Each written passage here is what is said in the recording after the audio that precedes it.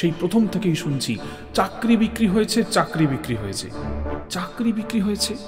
রাজা হোক বা রাজনৈতিক দল, সিংহাসনের গদি সবারই পশ্চাৎদেশ পচিয়ে দেয়। এই সত্যটা সাধারণ মানুষ যবে বুঝবে, যেন বন্য পশুর সাথে লড়াই করে মুখ থেকে খাবার ছিনিয়ে আনে। দ্বিতীয়ত, এই সমস্ত যোগ্য অযোগ্য অপরাধী নিরপরাধী সমীকরণের মাঝখানে আমরা সেই নিরপরাধী প্রার্থীদের কথা বারবার ভুলে যাচ্ছি।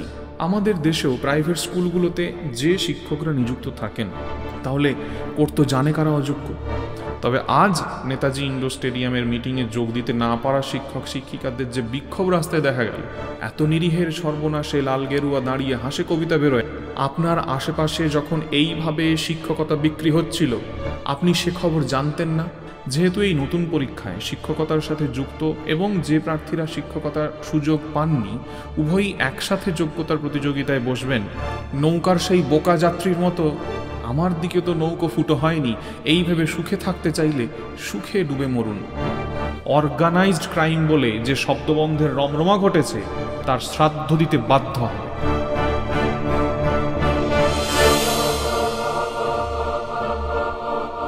আজ যে কথাগুলো বলবো, তারপরে বহুজন এই ভিডিওর কমেন্ট সেকশনে অনেক বিরোধিতা করবেন, বীতশ্রদ্ধ হবেন, অপমান করবেন।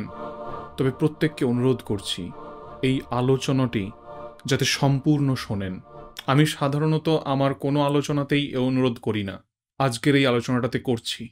আমি অনেকগুলি দিক দেখার চেষ্টা করব এবং সব থেকে গুরুত্বপূর্ণ এবং প্রয়োজনীয় কথাটি সবার শেষে বলবো।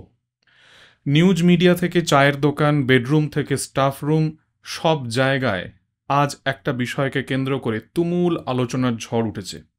অনেকগুলি পক্ষও ভাগ হয়েছে। এক পক্ষ বলছেন এতজন শিক্ষকের চাকরি গেল, এটাতে শাসক দলের সম্পূর্ণ দায়। বিপরীত পক্ষ বলছে না, বিরোধী দলের জন্যই আজ এত কিছু হয়েছে।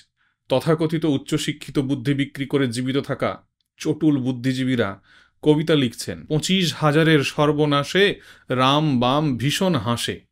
একদল মানুষ বলছেন এতদিন যখন চাকরি করেইছে, তখন মানবিকতার খাতিরে চাকরি রেখে দিলেই হতো। আর সব থেকে বেশি সংখ্যক জনগণ তো একটাই কথা বলছেন, যে শুধুমাত্র অযোগ্যদের চাকরি যাওয়া উচিত ছিল, যোগ্যরা কেন একই সাথে এই শাস্তি পেল। এই বিবিধ সমালোচক আলোচকদের মধ্যে অনেকের এই নিয়ে রাতে ঘুম হচ্ছে না, যে এই 25,000 মানুষের ভবিষ্যৎ কি হবে, এদের রোজগার কিভাবে হবে, এরা খাবে কি। এক দলের আবার এই চিন্তা, এবার স্কুলগুলো চলবে কি করে। যারা ছিল তাদের দিয়ে অন্তত ক্লাসগুলো তো নেওয়া যাচ্ছিল। এক একটি স্কুলে যদি এতজন করে টিচার না থাকে, তাহলে ক্লাস কি করে করানো হবে, সিলেবাস কি করে শেষ হবে। এবং এই সব চাকরি হারানোর ফলেই নাকি পশ্চিমবঙ্গের শিক্ষা ব্যবস্থা একেবারে ধসে পড়বে। এইগুলো সাধারণ জনতা এবং অপরদিকে ওই বুদ্ধি বিক্রি করে দেওয়া জনতার মতবাদগুলোর মোটামুটি একটা তালিকা। এবার আমাদের যে আলোচনাটি শুরু হবে, সেই আলোচনায় আমি কয়েকটি স্বচ্ছ দৃষ্টিভঙ্গির কথা বলবো। আলোচনার পক্ষে বিপক্ষে যার যা মতামত অবশ্যই লিখবেন, কিন্তু খোলা মনে, কোনো রকম পক্ষপাতিত্ব ছাড়া অনুগ্রহ করে সবটা শুনে এবং বিবেক ও বোধের মাধ্যমে মূল্যায়ন করে তারপর লিখবেন। স্কুলে যখন একজন শিক্ষককে নিযুক্ত করা হয়, তখন তিনি কে, এটা সবার আগে আমাদের বুঝতে হবে। এটা একটা খুব প্রচলিত ধারণা তো আছে, আমরা যার কাছে শিখি তিনিই আমাদের শিক্ষক। মায়ের কাছ থেকে শিখি, পাড়া প্রতিবেশী, রাস্তাঘাটে হাটে বাজারে, পরিচিত অপরিচিত সবার কাছ থেকেই ইচ্ছে থাকলে বা প্রয়োজনের খাতিরে আমরা কিছু না কিছু তো শিখি। তাহলে সবাই তো শিক্ষক হবেন। তাহলে শিক্ষকতার জন্য এই যে যোগ্যতা বিচার করে কিছু মানুষকে নিযুক্ত করা হচ্ছে, তার কি প্রয়োজনীয়তা? বিদ্যালয়ে নিযুক্ত একজন যোগ্য শিক্ষকের যোগ্যতা কি? শুধুমাত্র সিলেবাস শেষ করা, পরীক্ষায় নম্বর পাওয়ানো? সেটার জন্য যোগ্য অযোগ্য বাছার তেমন কোনো প্রয়োজন ছিল না। সেটার জন্য স্নাতক, স্নাতকোত্তর, তারপর আবার শিক্ষক হওয়ার জন্য বিশেষ প্রশিক্ষণ মানে গ্র্যাজুয়েশন, মাস্টার্স ডিগ্রি, তারপর আবার বাধ্যতামূলক বিএড, এসবের তেমন কোনো প্রয়োজন ছিল না। খোলা মনে একটু চিন্তা করলেই বুঝতে পারবেন, উচ্চ মাধ্যমিক পাশ করা একজন ইচ্ছে করলে উচ্চ মাধ্যমিক পর্যন্ত তার জানা সিলেবাস দিব্যি পড়িয়ে দিতে পারে। আমার চেনা পরিচিতদের মধ্যে এরকম বেশ কয়েকজন সফল প্রাইভেট টিউটর আছেন, যারা উচ্চ মাধ্যমিক একবারের চেষ্টায় কৃতকার্য হতে পারেননি। মাধ্যমিকের শংসাপত্র তথৈবচ। গ্র্যাজুয়েশনে গিয়ে ফেল করেছেন, স্নাতক সম্পূর্ণ করতে পারেননি, তাঁরা আজ বিশাল বড় বড় হল ভর্তি ছাত্রদেরকে পরীক্ষায় নাম্বার পাইয়ে অত্যন্ত বিখ্যাত টিউশন মাস্টার হয়ে উঠেছেন। অভিভাবকরা সেই সব হলে সন্তানদের ভরে দিতে পারলে স্বস্তির শ্বাস নেন। গৃহশিক্ষকদের জনপ্রিয়তার এই রহস্য দেখে বিদ্যালয়ে নিযুক্ত হওয়া অনেক শিক্ষকও অনেক ক্ষেত্রে এই নোট মুখস্থ করানো, সাজেশন দেওয়া, সিলেবাস শেষ করিয়ে ছেলেমেয়েদের নাম্বার পাইয়ে দেওয়া এই পথ অবলম্বন করেছেন। যেন একটি সামাজিক ধারা প্রচলিত হয়েছে, বিদ্যালয়ের শিক্ষককে যেভাবেই হোক সিলেবাস শেষ করিয়ে দিতে হবে, আর ছাত্ররা গৃহশিক্ষকের কাছে নোট মুখস্থ করে ঠিক নাম্বার পেয়ে যাবে। এটি একটি খুব সাধারণ সামাজিক নিয়ম হয়ে গিয়েছে এবং আমাদের এডুকেশন সিস্টেম যেন এভাবেই চলছে যে ছাত্ররা কতটা নাম্বার পাচ্ছে তার ওপর নির্ভর করে শিক্ষকের মান বিচার করা হচ্ছে। একজন ছাত্র নোট মুখস্থ করে কতটা নাম্বার পাচ্ছে তাতে সমাজের ঠিক কি এসে যায় বলুন তো? রাম অতি সুবোধ বালক, সে সর্বদা পাড়া প্রতিবেশীর বিপদে ঝাঁপিয়ে পড়ে, এই বাক্যটিকে সুন্দর হস্তাক্ষরে লিখে লিখে একজন ছাত্র প্র্যাকটিস করছে। কালকেই পরীক্ষা, যাতে তার বানান না ভুল হয়, জ্যোতিচিহ্নের ভুল না হয়, হাতের লেখা যাতে আকর্ষণীয় থাকে। এমন সময় পাশের বাড়ির এক জেঠু হঠাৎ অসুস্থ হয়ে পড়েছেন। পাড়া প্রতিবেশী জড়ো হয়েছে, হই হই হচ্ছে, গাড়ি নিয়ে আসা হচ্ছে, ওই জেঠুকে হাসপাতালে নিয়ে যাওয়া হবে। এ পাড়াতেই আরেকটি বাড়ি রয়েছে যেখানে আর একজন ছাত্র আছে, সেও এই ছাত্রের সহপাঠী, একই শ্রেণীতে তারা দুজন পড়ে। প্রথম ছেলেটি আস্তে করে জানালার পর্দা সরিয়ে বিষয়টি একটু দেখে নেয়, সে সামনে যায় না, পাছে তাকেও ওখানে কোনো কাজে লেগে পড়তে হয়। এদিকে কালকের পরীক্ষা ভুলে এই দ্বিতীয় ছেলেটি প্রতিবেশী জেঠুকে নিয়ে হাসপাতালে চলেছে। পরীক্ষার ফলাফলে যথারীতি দেখা গেল যে ছেলেটি ওই পর্দার আড়াল দিয়ে লুকিয়ে ঘটনাটি কিছুটা দেখে নিয়ে পুনরায় Ram is a morally upright boy বারংবার মুখস্থ করে পরীক্ষা দিয়েছিল, তার শংসাপত্র, পরীক্ষায় পাওয়া নাম্বার, যে ছেলেটি দৌড়ে গেল প্রতিবেশীর বিপদে তার তুলনায় বেশ খানিকটা বেশি। এই বেশি নাম্বার পাওয়া ছাত্রটি সমাজের জন্য ঠিক কতটা উপকারী? কিন্তু এই কালকে বড় একটি পদে গিয়ে বসবে, সমাজের বড় বড় দায়িত্ব আমরা সবাই মিলে এর হাতেই সমর্পণ করব।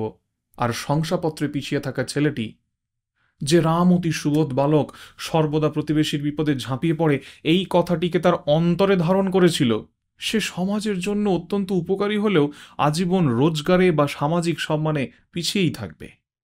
এবং এর যা পরিণতি সমাজকে ভোগ করতে হয় তা আমরা তো বর্তমানে বোধহয় প্রত্যেক সচেতন নাগরিকই যথেষ্ট অনুভব করছি। শিক্ষক আর বিদ্যালয়ের কাজ কি? রাষ্ট্র এগিয়ে চলে নাগরিকদের উপর নির্ভর করে। যে রাষ্ট্র যে পথে এগোতে চায় সেই রাষ্ট্র সেরকম মানব সম্পদ তৈরি করতে চায়। আমাদের এক প্রতিবেশী রাষ্ট্র মনে করে যুদ্ধ করে কাশ্মীর তারপর দিল্লি দখল করে নিলেই এদেশের বিশ্বমানের সব স্বাস্থ্যকেন্দ্রগুলো, উন্নত মানের শিক্ষা কেন্দ্রগুলো, ঈশ্বরের মতো গবেষণা কেন্দ্র তাদের দখলে চলে আসবে। কাজেই তাদের ছাত্রদের গবেষণা, বিজ্ঞান চর্চা এইসব করানোর তুলনায় এখন আর্মি ট্রেনিং দেওয়া বেশি দরকার। তাই তাদের বিদ্যালয়গুলোতে মিলিটারি ট্রেনিং বাধ্যতামূলক। সেই রাষ্ট্রের কাছে উৎকৃষ্ট মানব সম্পদ হল ভারতের সঙ্গে যুদ্ধে মৃত্যুবরণ করতে প্রস্তুত সৈন্যদল।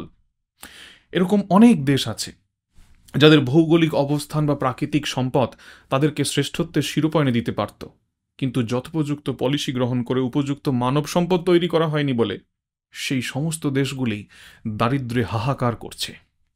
উদাহরণস্বরূপ ভেনেজুয়েলার কথা মনে পড়ে। ভেনেজুয়েলা কয়েক দশক আগে বিশ্বের সব থেকে ধনী দেশ ছিল, এখন বিশ্বের সব থেকে হতদরিদ্র দেশগুলোর তালিকায় ভেনেজুয়েলার নাম থাকে। সেখানের রাজনৈতিক ব্যক্তিত্বদের দূরদর্শিতার অভাব এবং উপযুক্ত মানব সম্পদ তৈরি না করতে পারা আজ ভেনেজুয়েলার মধ্যে এক অদ্ভুত নারকীয় পরিস্থিতি তৈরি করেছে। রাষ্ট্র শিক্ষা খাতে জাতীয় আয় খরচ করে, তার মূল কারণ যাতে রাষ্ট্রের শিশুরা রাষ্ট্রের জন্য উপযুক্ত মানব সম্পদে পরিণত হতে পারে। খুব অদ্ভুত শুনতে লাগলেও একটি তুলনামূলক উদাহরণের মাধ্যমে বিষয়টিকে একটু সহজ করে বলি। বিদ্যালয় মানব সম্পদ তৈরির কারখানা হলে শিশুরা হচ্ছে তার র মেটেরিয়ালস। কোর কারিকুলামের মধ্যে থাকা হিডেন কারিকুলাম আর ল্যাটেন্ট কারিকুলাম হচ্ছে রাষ্ট্র কীরকম মানব সম্পদ চায় তার ছাঁচ, আর শিক্ষক হচ্ছেন এই কারখানার কারিগরেরা।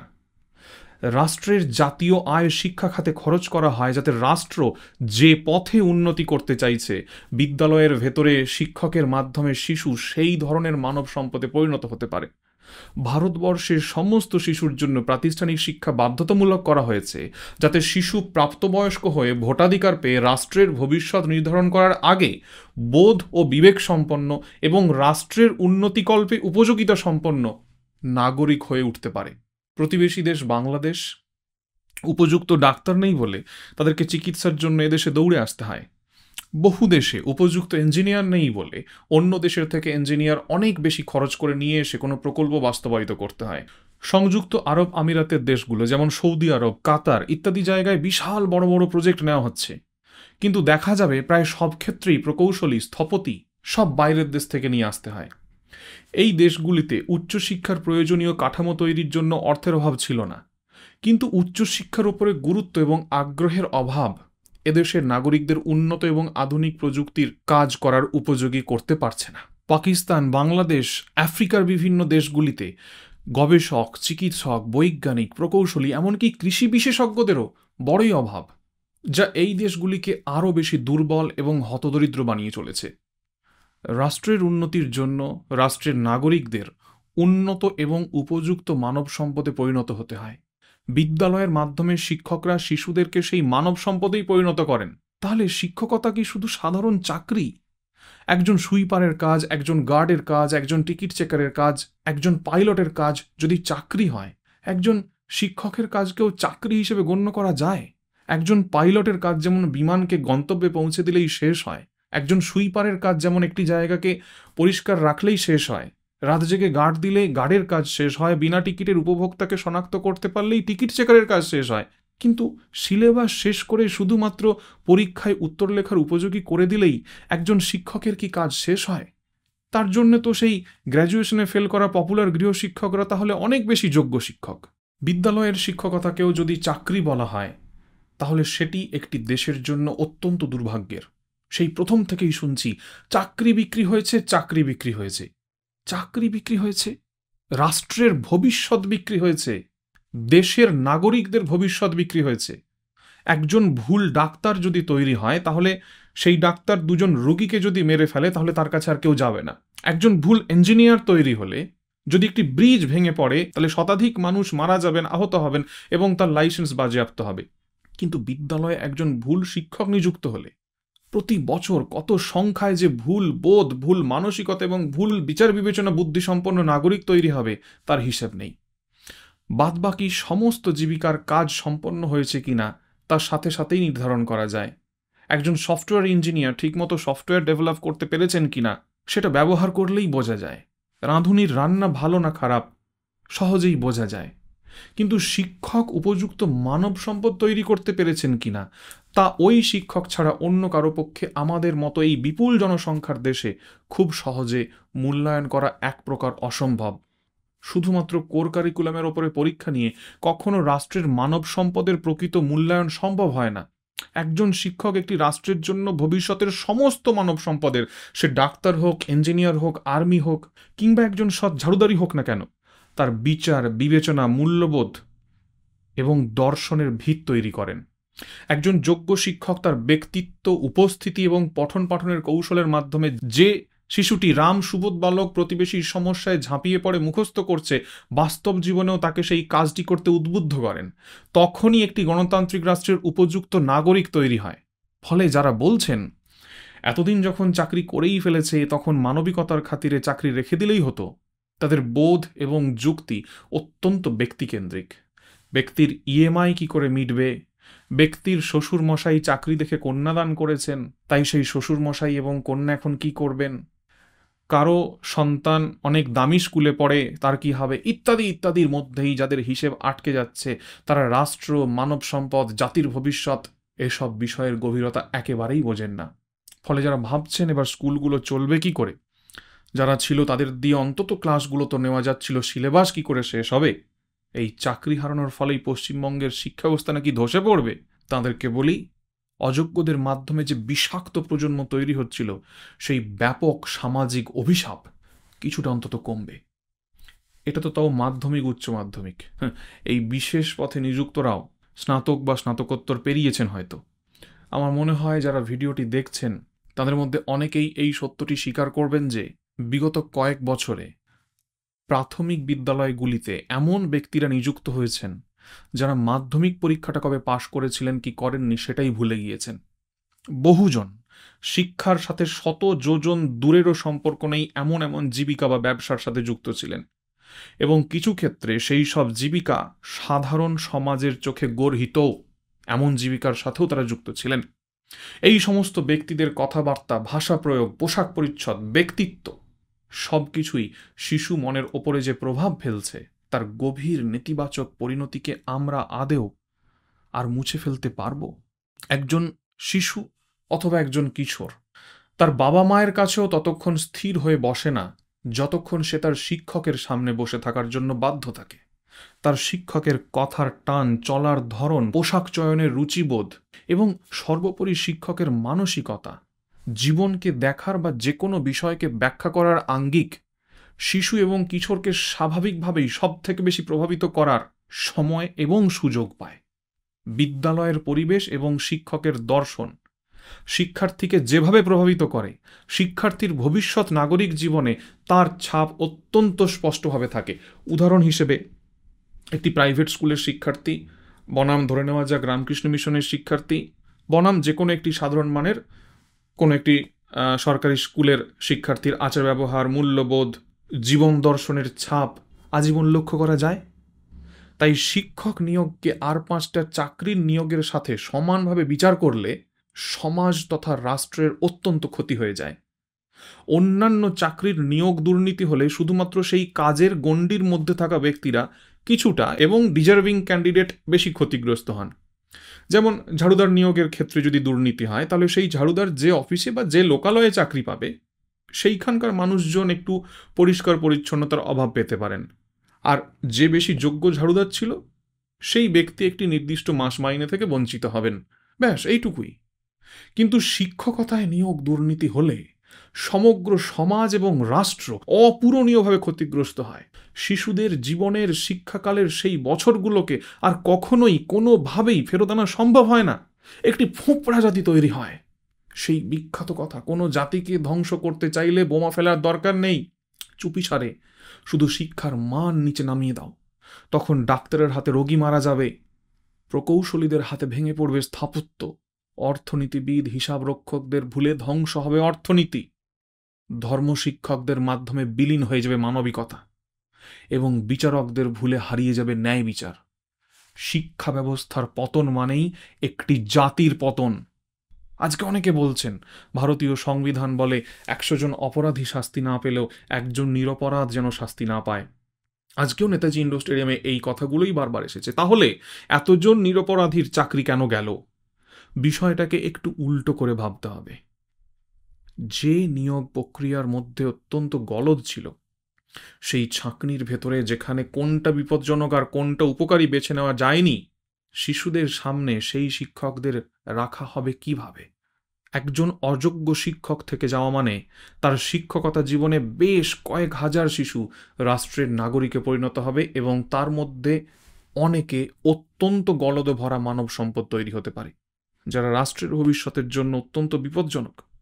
দ্বিতীয়ত, এই সমস্ত যোগ্য অযোগ্য অপরাধী নিরপরাধী সমীকরণের মাঝখানে আমরা সেই নিরপরাধী প্রার্থীদের কথা বারবার ভুলে যাচ্ছি যারা অত্যন্ত নিষ্ঠার সাথে এই নিয়োগের জন্য পরীক্ষা দিয়েছিলেন, যোগ্য ছিলেন, কিন্তু এই ভয়ানক কারচুপির জন্য তাদের নামই ওঠেনি তালিকায়।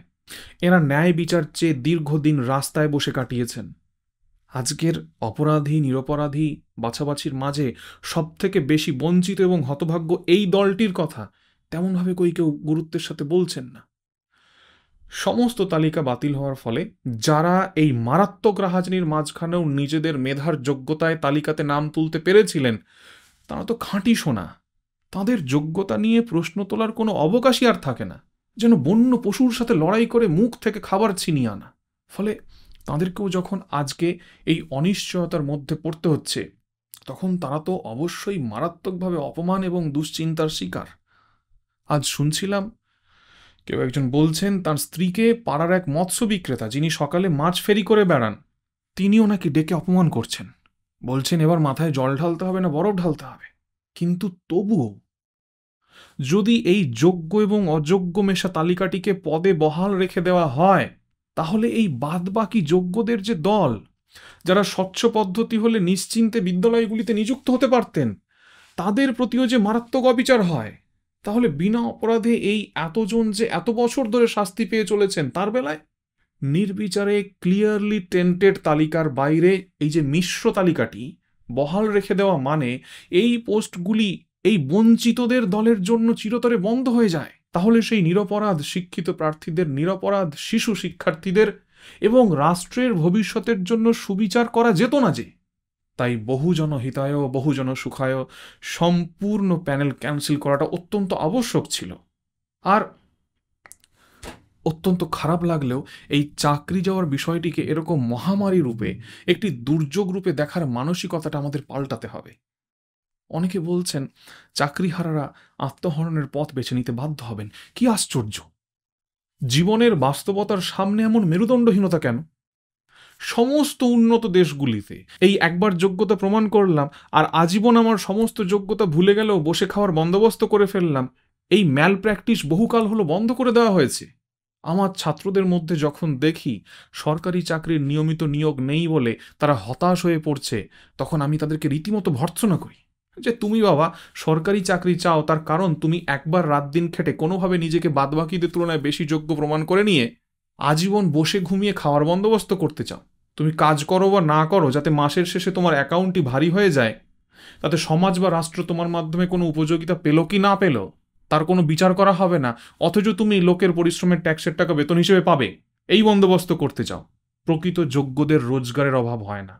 তবে হ্যাঁ, যোগ্যতার চেয়ে বেশি রোজগার হারানোর ভয় অবশ্য আলাদা ব্যাপার। যে ভাগ্যক্রমে এই চাকরি পেয়েছে, আদেও এত রোজগার করার ক্ষমতার বাইরে, তাদের ক্ষেত্রে ভয় পাওয়াটা স্বাভাবিক। মাঝখানে এরকম কিছু খবর আসতো দেখতাম, একজন ইন্টারভিউয়ার হঠাৎ স্কুলে পৌঁছে গিয়ে ইংরাজির শিক্ষিকাকে জিজ্ঞেস করছেন সপ্তাহের 7টি দিনের নাম বলুন। শিক্ষিকা সানডে মানডে বলার পরে আর এগোতে পারছেন না। বানান জিজ্ঞাসা করা হলে একটিও ঠিক বানান আর বলতে পারছেন না। অঙ্কের শিক্ষক সাধারণ যোগ বিয়োগ করতে পারছেন না, বলছেন ক্যামেরার সামনে টেনশনে পড়ে গেছি। যাঁদের এই ভয় নেই, তাঁদের নিজেদেরকে আবার একবার যোগ্য প্রমাণ করাতে কোনো ভয় থাকার কথা নয়। হ্যাঁ, কারচুপির ভয় অবশ্যই থাকার কথা। আর এই রাহাজানির প্যানেলের মধ্যে এত দুর্নীতির পরেও কোনো রকমভাবে ঘুষ না দিয়ে যারা সত্যিই মেধার জোরে তালিকাতে নিজের নাম তুলতে পেরেছেন, তারা যে অত্যন্ত মেধাবী এ নিয়ে কোনো সন্দেহ নেই। প্রাক্তন বিচারপতি অভিষেক গঙ্গোপাধ্যায় একবার একজনকে বলেছিলেন, মনে আছে, যে আপনি সরস্বতী বানান বলুন, দুর্গা বানান বলুন, এক্ষুনি আপনার শিক্ষক হওয়ার যোগ্যতা প্রমাণিত হয়ে যাবে। যথারীতি সেই ব্যক্তি বলতে পারেননি। তবে হ্যাঁ, যেহেতু মাধ্যমিক বা উচ্চ মাধ্যমিক স্তরে বিশেষ বিশেষ বিষয়ের শিক্ষক নিযুক্ত হন, তাই বিদ্যালয়ে নতুন শিক্ষক নিয়োগের সময় স্নাতক এবং স্নাতকোত্তর স্তর থেকে বেশ কিছু প্রশ্ন থাকে। যারা বিগত এই বছর বিদ্যালয়ের শিক্ষার সাথে যুক্ত রয়েছেন, তাঁদের স্মৃতিতে স্নাতক বা স্নাতকোত্তর স্তরের অত্যন্ত গভীর প্রশ্নের উত্তর সম্পূর্ণভাবে না থাকাটাই স্বাভাবিক। যেহেতু এই নতুন পরীক্ষায় শিক্ষকতার সাথে যুক্ত এবং যে প্রার্থীরা শিক্ষকতার সুযোগ পাননি উভয়ই একসাথে যোগ্যতার প্রতিযোগিতায় বসবেন, তাই এক্ষেত্রে প্রশ্নপত্র স্নাতক বা স্নাতকোত্তর থেকে না হয়ে বিদ্যালয়ের পঠন পাঠন কেন্দ্রিক অর্থাৎ পেডাগজি রিলেটেড হওয়াটাই বেশি বাঞ্ছনীয়। এবং বিষয়ভিত্তিক প্রশ্ন কোনো ক্ষেত্রে বিদ্যালয় স্তরের ওপরের হলেও পাঠ্যক্রমের আশেপাশেই থাকা উচিত বলে মনে হয়। আজকে যা অবস্থা, সেখানে বিষয়ের উপরে কে খুব ভালো ছাত্র ছিলেন সেটা খোঁজার বদলে বিদ্যালয়ে সেই বিষয়টিকে খুব বাস্তব উপযোগিতার সাথে ছাত্রদের সাথে আলোচনা করতে পারবেন এমন ব্যক্তি খুঁজে বের করাটাই বেশি প্রয়োজনীয়। এবং যেহেতু এক্ষেত্রে দুটি এমন দলের মধ্যে প্রতিযোগিতা হবে, যাদের মধ্যে এক দল পড়াশোনার সাথে যুক্ত আর এক দল পড়ানোর সাথে যুক্ত, তাই প্রশ্নপত্র এবং মূল্যায়ন পদ্ধতি একটি দৃষ্টান্তমূলক চ্যালেঞ্জের মুখে পড়তে চলেছে। তবে স্বচ্ছ নিয়োগের সদিচ্ছা থাকলে প্রশ্নপত্র, মূল্যায়ন এবং নিয়োগ পদ্ধতি যদি সার্বিক ন্যায় বিচারের কথা মাথায় রেখে করা যায়, তাহলে এই প্যানেলের যোগ্যরা এবং রাস্তায় বসে হাহাকার করতে থাকা যোগ্যরা, উভয় শ্রেণীর যোগ্য শিক্ষকরা একটি সুস্থ সুন্দর সমাজ গড়ার কাজে ব্রতী হতে পারবেন নিশ্চয়ই, যদি স্বচ্ছ নিয়োগের সদিচ্ছা থাকে। তবে আজ নেতাজি ইন্ডোর স্টেডিয়ামের মিটিংয়ে যোগ দিতে না পারা শিক্ষক শিক্ষিকাদের যে বিক্ষোভ রাস্তায় দেখা গেল, এবং ইন্ডোর স্টেডিয়ামে প্রবেশাধিকারের জন্য যে পাস কার্ডের ব্যবস্থা করা হয়েছিল, তা নিয়ে যে ধরনের অদ্ভুত কারচুপির খবর পাওয়া গেল, তার ফলে এই নতুন নিয়োগের স্বচ্ছতা আশা করতে হলে জনগণকে আরও বেশি শক্ত হয়ে একে অপরের হাত ধরে দাঁড়াতে হবে। আমাদের দেশেও প্রাইভেট স্কুলগুলোতে যে শিক্ষকরা নিযুক্ত থাকেন, তাদেরকে সবসময় তাদের যোগ্যতা প্রমাণ করতে হয়। অযোগ্য হলে বা তার তুলনায় বেশি যোগ্যতার কেউ চলে এলে কারো রোজগারটি বন্ধ হয় এবং তাকে আবার নতুন কোনো সংস্থান খুঁজতে যেতে হয়, এবং নিজের যোগ্যতাতেই তারা তাদের নতুন সংস্থান খুঁজে বের করেন। কই সেসব ক্ষেত্রে তারা কি খাবেন, ইএমআই কি করে চলবে, এই সব ভেবে কার কার রাতে ঘুম হচ্ছে না, সেই সংক্রান্ত সোশ্যাল মিডিয়া পোস্ট কই দেখি না তো। ফাঁকা খাতা জমা দিয়ে বা র্যাঙ্ক করে বা প্যানেলের মেয়াদ শেষ হওয়ার পরে বাবার জমি বিক্রি করে অথবা শ্বশুরমশাইয়ের কাছ থেকে কন্যাদায় মুক্ত করার দক্ষিণা পেয়ে যারা শিশুদের তথা সমাজ এবং রাষ্ট্রের ভবিষ্যৎ নষ্ট করতে বিভিন্ন শিক্ষা প্রতিষ্ঠানে শিক্ষিতদের সাথে শিক্ষকের ছদ্মবেশে মিশে গিয়েছিলেন, তাদের দুঃখে দুঃখী হয়ে আজ যাদের সোশ্যাল মিডিয়ায় এত নিরীহের সর্বনাশে লাল গেরুয়া দাঁড়িয়ে হাসে কবিতা বেরোয়, কই তাদের বছরের পর বছর ধরে স্বচ্ছ নিয়োগের জন্য আন্দোলন করা, রাস্তায় বসে থাকা, যৌবন হারিয়ে বুড়ো হয়ে যাওয়া হতভাগ্যগুলোর জন্য কলমের কালি বেরোয়নি তো। এবার অনেকের মাথায় আর একটা বিষয় এনারা খুব দারুণভাবে ঢোকানোর চেষ্টা করছেন, যে কোর্ট যদি কিছু সংখ্যক মানুষকে টাকা ফেরত দিতে হবে বলেছে, তাহলে কোর্ট তো জানে কারা অযোগ্য। এখানে যদি 5-6 হাজার শিক্ষক পদ বিক্রির অপরাধ হয়ে থাকে, তাহলে কোর্ট বাকি 19-20 হাজারের চাকরি বাতিল করে আরও বড় অন্যায় করেছে। চতুর শেয়াল পণ্ডিতের বুদ্ধির উৎকৃষ্ট উদাহরণ। সুপ্রিম কোর্টের যে জাজমেন্টের কপি পাওয়া গিয়েছে, সেটি 41 পাতার। চতুর পণ্ডিতরা সাধারণ মানুষদের বোঝাচ্ছেন সেই জাজমেন্ট নাকি অত্যন্ত সেলফ কন্ট্রাডিক্টরি, জটিল, অস্পষ্ট। এই জাজমেন্টের 28, 29, 30 এবং 31 নম্বর পৃষ্ঠাতে খুব পরিষ্কারভাবে ওএমআর কারচুপি করে, র্যাঙ্ক জাম্প করে, এসএসসির সুপারিশ ছাড়াই অন্য পথে নিযুক্ত হওয়ার এবং প্যানেলের মেয়াদ শেষ হয়ে যাওয়ার পরেও শিক্ষকতার পদ এবং গ্রুপ সি গ্রুপ ডি চাকরি কেনা ব্যক্তিদের সংখ্যা স্পষ্ট করা হয়েছে। মনে রাখতে হবে, মোট নিয়োগের মধ্যে এই হাজার জন অযোগ্য কথাটার মানে এই নয় যে বাকি সবজন যোগ্য। এই সংখ্যাটা যোগ্য না অযোগ্য এটা নির্ধারণ করা যাচ্ছে না, কারণ নিয়োগ প্রক্রিয়াটাই নিয়ম মেনে হয়নি। মানে মনে করুন আপনি একটা জমি কিনেছেন, তার দলিল তৈরি হয়েছে, পরে জানলেন দলিলের স্ট্যাম্প পেপারটা জাল এবং যে সইগুলো ছিল, আঙুলের ছাপগুলো ছিল, তার কালি বাতাসে উড়ে গেছে। এবার আপনি জানতেন আপনার জমি রেজিস্ট্রেশন হয়েছে, কিন্তু এখন জানছেন পুরোটাই ভুয়ো, তাই সেই জমির আবার নতুন করে রেজিস্ট্রেশন করাতে হবে।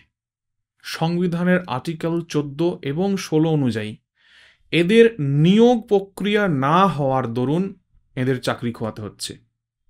তাই 3 মাসের মধ্যে আবার নতুন করে নিয়োগ, মানে নতুন করে মাপযোগ করে জমি রেজিস্ট্রেশন। এখন শুধু এটাই সতর্ক থাকতে হবে, জমি জরিপ করতে আসা লোক ইচ্ছে করে জমির ভুল মাপ করে আবার ঘুষ নিয়ে পাশের লোককে আপনার জমির ভাগ না দিয়ে দেয়। এবার সবথেকে বেশি সংখ্যক মানুষ দোষারোপ করছে রাষ্ট্রের শাসক দলকে, এবং তার থেকেও বেশি সংখ্যক মানুষ দোষারোপ করছে মুখ্য শাসককে। এবার যে কথাগুলো বলবো সেগুলোকে অনেকেই হয়তো অবাস্তব, হাস্যকর বলে উড়িয়ে দিতে পারেন। তবে বর্তমানের সামাজিক রাজনৈতিক প্রেক্ষাপটের যোগ বিয়োগ গুণভাগ যে পদ্ধতিতে চলে, সেটাকে একটু সরিয়ে রেখে আমরা যে নীতি শিক্ষা মূল্যবোধ সংক্রান্ত যোগ বিয়োগ গুণ ভাগের হিসেব সত্য বলে শিশু বয়স থেকে শিখে এসেছিলাম, সেইভাবে একটু হিসেব কষিয়ে আসুন। আচ্ছা, যতজন এই আলোচনাটি এখন শুনছেন, তারা প্রত্যেকে নিজেকে একটু প্রশ্ন করুন তো, আপনার আশেপাশে যখন এইভাবে শিক্ষকতা বিক্রি হচ্ছিল, আপনি সে খবর জানতেন না? যারা লোকাল এজেন্ট হিসেবে কাজ করছে তাদেরকে আপনি চিনতেন না? আমি, আপনি, আমরা সবাই একবারও এই কবিতা মনে করেছিলাম? অন্যায় যে করে আর অন্যায় যে সহে। মনে পড়লেও এই অন্যায়ের কোনো বাধা দেওয়ার কোনো চেষ্টাই আমরা করিনি।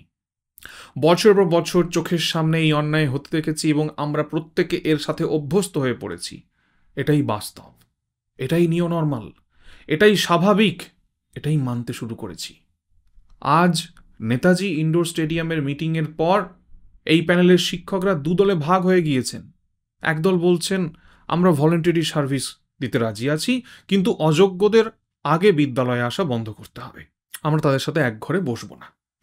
তাদের যখন বলা হচ্ছে আপনারা এর আগে যখন হাইকোর্ট তালিকা বের করে দিয়েছিল তখন কেন এই প্রতিবাদ করেননি, তখন তাদের উত্তর সুপ্রিম কোর্টের রায় না আসা পর্যন্ত আমরা তো কাউকে কোনো কিছু বলতে পারি না। হ্যাঁ, যিনি একটি সরকারি নিয়ম মেনে বিদ্যালয়ে নিয়োজিত হয়ে গিয়েছেন তাকে আর কোনো কিছু বলার জায়গা তো থাকে না। কিন্তু এই সমস্ত কিছুর সূত্রপাত যখন ঘটছিল আপনার পাড়ায় পাড়ায়, আপনার বাড়ির চারপাশে, আপনার পরিচিত মহল থেকে আপনিও যখন শুনছিলেন টাকা দিয়ে চাকরি কেনা যাচ্ছে, তখন আপনারা সংঘবদ্ধ কেন হতে পারিনি? কেন পাড়ার সেই এজেন্টকে সামাজিকভাবে বয়কট করতে পারিনি? আমরা কি মায়াবতীর আমলে সেই পুলিশ কনস্টেবল নিয়োগের বাতিল হওয়ার ঘটনা জানতাম না? আমরা কি সেখান থেকে কোনো শিক্ষা নিয়েছি? যারা আমাদের হাতের নাগালের বাইরে, তাদেরকে বোকার মতো দোষারোপ করার আগে নিজেদের আত্মসমালোচনা করা অত্যন্ত প্রয়োজনীয়। আমি চোখের পাশে দিনের পর দিন, বছরের পর বছর, দশক পেরিয়ে যাবে অন্যায় হতে দেখব, আর নাগালের বাইরে থাকা শাসককে ভর্ৎসনা করব। এটা আজকের এই আপাদমস্তক পোকায় খেয়ে যাওয়া সামাজিক রাজনৈতিক প্রেক্ষাপটের গর্ভ থেকে একটি সুস্থ সমাজ উপহার দিতে পারবে না। আমরা যদি বাংলাদেশ, পাকিস্তান, আফ্রিকা, ভেনেজুয়েলাদের রাজনৈতিক অসৎপন্থা এবং সাধারণ মানুষের নির্বুদ্ধিতার ফলে সেখানকার নাগরিকদের করুণ পরিণতি থেকে শিক্ষা না নিই, আমরা যদি পাশের রাজ্য বা পাশের জেলা বা পাশের বাড়ির বিপদ দেখেও শিক্ষা না নিই, তাহলে আমাদের প্রত্যেকের জীবনে কখনো না কখনো এরকম দুর্দিন আসবে। নৌকার সেই বোকা যাত্রীর মতো আমার দিকে তো নৌকো ফুটো হয়নি এই ভেবে সুখে থাকতে চাইলে সুখে ডুবে মরুন, অথবা নিজেদের চিন্তা চেতনা পরিচ্ছন্ন করুন, মেরুদণ্ড শক্ত করুন। তাছাড়া আজকে এই শাসককে গালাগালি করছেন, কালকে অন্য শাসককে গালাগালি করবেন, আদতে ভর্ৎসনা করেই পেট ভরাতে হবে। তার কারণ রাজা হোক বা রাজনৈতিক দল, সিংহাসনের গদি সবারই পশ্চাৎদেশ পচিয়ে দেয়। এই সত্যটা সাধারণ মানুষ যবে বুঝবে তবে তারা গণতান্ত্রিক রাষ্ট্রের স্বাবলম্বী নাগরিকে পরিণত হবে, এবং তখন কোনো শাসক বা কোনো প্রতিষ্ঠান অর্গানাইজড ক্রাইম বলে যে শব্দবন্ধের রমরমা ঘটেছে তার শ্রাদ্ধ দিতে বাধ্য হবে। জনগণ না জাগলে, আপনার পাশে হওয়া অন্যায়কে প্রতিবাদ করে অঙ্কুরেই বিনাশ ঘটাতে না শিখলে, আজকে 25,000-এর হাহাকার শুনে ঘুমাচ্ছেন না, কাল আপনার ঘুম কেড়ে নেওয়ার মতো আরো অনেক অনেক ঘটনা ঘটবে। আর জনগণ জনার্দন হয়ে তাড়িয়ে তাড়িয়ে দেখবে।